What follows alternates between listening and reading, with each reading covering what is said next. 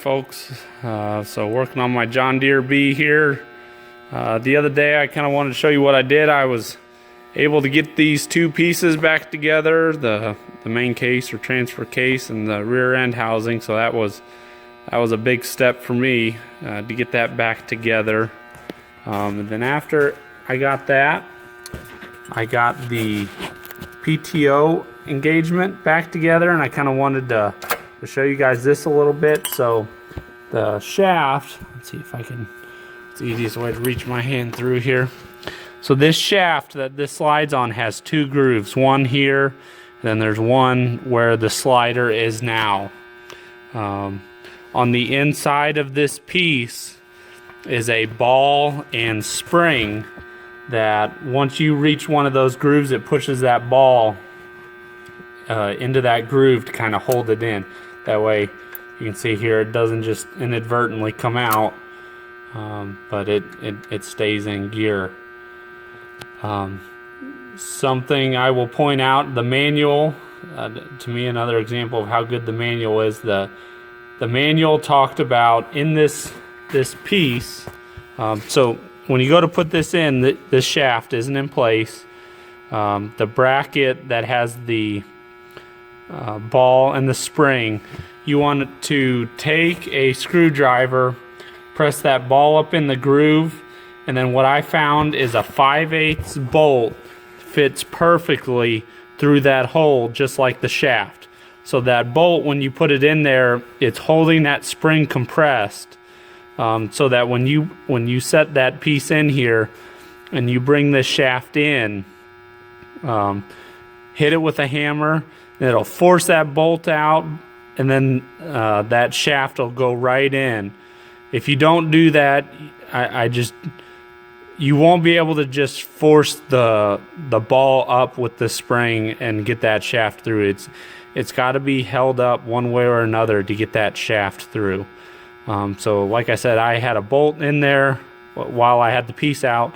I put the bolt in, and then when I set it in here, I lined up that shaft, whacked it with the hammer, threw the bolt out, and then it just went in real nice. Then of course you got your cotter pin on the end. But you can see, nice click, that ball is engaging. So yeah, I got one more bearing that I got to get pressed off, and then a new one on one of these shafts, and then I will be able to put the rest of the transmission together, and then we'll start working on that power troll here soon. That's kind of my power lift, power troll. That way my goal is to kind of get this wrapped up where I could at least get oil back in it, in this main assembly, at least sitting in it and run it across the gears. So yeah, what I'm doing moving forward. Talk to you guys later. Hello everyone. Just wanted to give you a rundown on the counter shaft in my 1948 John Deere B. I put this in, I don't know, a week or two ago, but I never made a video for it. So your counter shaft is your bottom shaft down here. Interfaces, or then at least the gears on it, with your differential and also your PTO shaft. So let's move that light a little bit. So when you pull your PTO engagement handle, I believe we had talked about it before, the fork moves that gear in and out and interfaces with that gear there.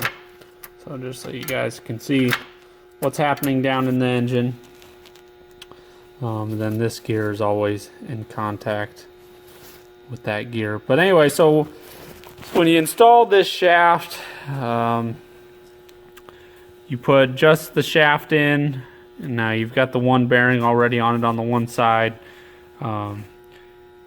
What you do is, as you're coming in, you put a gear on, you slide it in some more, put another gear on. You're sort of feeding the shaft in through all of the gears, and you just keep adding them one by one.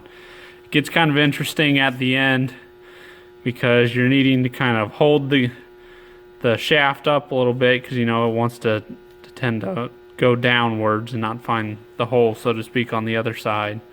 It also gets pretty tight by the time you're going to the last spacer, but eventually you get it. Make sure, you know, they talk in the end. You adjust.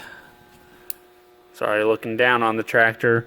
The cover on this end, you can see I got a pretty darn good stack of shims there. It had all the metal ones that were on the tractor when I started tearing this apart. I forget how many there were there. And I've got like 2 or 3 paper shims also. Same thing as before, they talk about 1 to 4 thousandths, I think, play if you were to take a gauge and put it on the end of this shaft and pry just a little bit, not very much, but a little bit, and just see how much play you have. I'll be honest with you guys, so far in my experience, every time if your gear doesn't roll very nicely, it's too tight. If it doesn't work and you take away a shim and then it's rolling fairly nicely like this, odds are you're at 1 to 4 thousandths, somewhere around there, as long as you're not being drastic in what you're removing. So if you don't have one of those gauges, that's the best I can tell you. But if you feel it tough or binding at any point, definitely I would take one out. But you know, there's hardly any play in the gears, so that, and when you're talking 1 to 4 thousandths, you're barely going to feel that because it's so small. I mean, the 1 to 4 thousandths is on the end of the shaft, but you know, in the end, it's all so that you've got the right mesh of the gears. So yeah, I'm gonna install the rest of the final shaft and the gear forks and all that. There's a bearing in one of the cups that I need to figure out how to get out. That's what's kind of holding me up right now on this. So I don't have a really tiny puller. I don't think I have it over here. I have to find where I have it. I think I have it on the workbench. It's a roller bearing inside the one cup, so I'll have to figure out how to get that out. So yeah, if you got any questions, let me know. Talk to you guys later.